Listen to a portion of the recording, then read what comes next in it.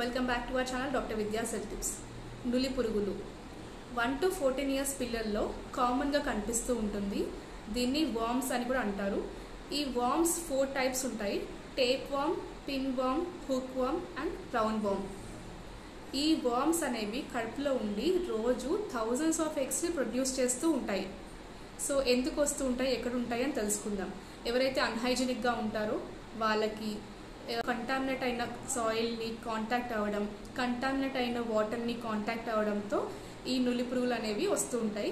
And under cooked meet, సరిగా ఉడికించని మాంసాహారం తినడం వల్ల, సరిగా ఉడికించని వెజిటేబుల్స్ వాళ్ళకి, అండ్ ఎవరైతే కాళ్ళకి చెప్పులు లేకుండా ఇసుకలో మట్టిలో నడుస్తుంటారో వాళ్ళకి, ఎవరైతే కంటామినేట్ అయిన వాటర్, బయట అన్క్లీన్గా ఉండే వాటర్ని తాగుతుంటారో వాళ్ళకి, ఎవరైతే సరిగా హ్యాండ్స్ వాష్ చేసుకోకుండా తింటారో వాళ్ళ చేతి గోర్లల్లో ఉండి ఇలా ఇన్ఫెక్షన్ అనేది సోకుతూ ఉంటుంది.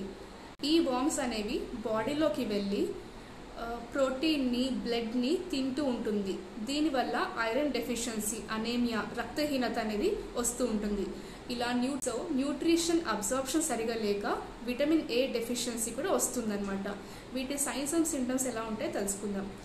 Abdominal discomfort, abdominal pain, severe stomach pain అనేది గమనిస్తూ ఉంటాము.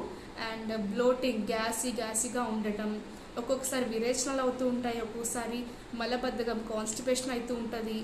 అండ్ ఒక్కొక్కసారి పిల్లలు ఇరిటబుల్గా, టయర్డ్గా, వీక్గా కనిపిస్తూ ఉంటారు.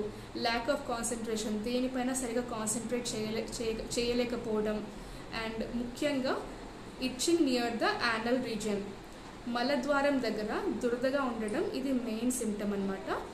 సో దీనివల్ల అండ్ సరిగా తినకపోవడం వల్ల వాళ్ళ ఫిజికల్ అండ్ మెంటల్ గ్రోత్ కూడా తగ్గిపోతూ ఉండడం, ఇరిటబుల్గా ఉండడం, ఈ మలద్వారం దగ్గర దురద వల్ల సరిగా నిద్ర లేకపోవడం, అండ్ సరిగా కాన్సన్ట్రేట్ చేయలేకపోవడం, ఇరిటబుల్గా ఉండటం, సరిగా తినకపోవడం, ఆకలి లేకపోవడం, అండ్ వెయిట్ లాస్ అవ్వడం. ఆకలి లేకపోవడం, తినకపోవడం వల్ల మళ్ళీ వెయిట్ లాస్ కనిపిస్తూ ఉంటుంది.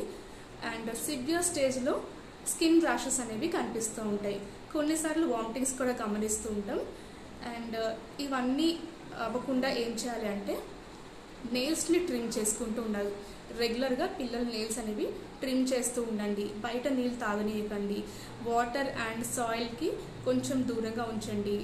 బయట వాటర్, కంటామినేట్ అయిన వాటర్ ఏమైనా తగిలితే కూడా మనకి నులి పురుగులు అనేవి వస్తుంటాయి. అండ్ కాళ్ళకి చెప్పులు వేయించండి. హైజీనిక్ ఫుడ్, ఇంట్లో ఫుడ్ తినిపిస్తూ ఉండండి. రెగ్యులర్గా హ్యాండ్స్ అండ్ లెగ్స్ని వాష్ చేస్తూ ఉండండి. అండ్ బయట అన్హైజీనిక్ ప్లేసెస్లో యూరిన్ పాస్ చేయనివ్వకుండా చూసుకుంటూ ఉండండి. ఇవన్నీ రెగ్యులర్గా చేస్తూ ఉంటే ఈ వార్మ్ ఇన్ఫెస్టేషన్స్ అనేవి అటాక్ కాకుండా ఉంటాయి మనకి. సో దీనికి ఏంటి అంటే డీవార్మింగ్ చేసుకుంటూ ఉండాలి మనకి రెగ్యులర్గా. పీడియాట్రిషియన్ని, మీరు ఫిజిషియన్ని కన్సల్ట్ అవుతే మీకు 6 monthsకి ఒకసారి డీవార్మింగ్ చేస్తూ ఉంటారు.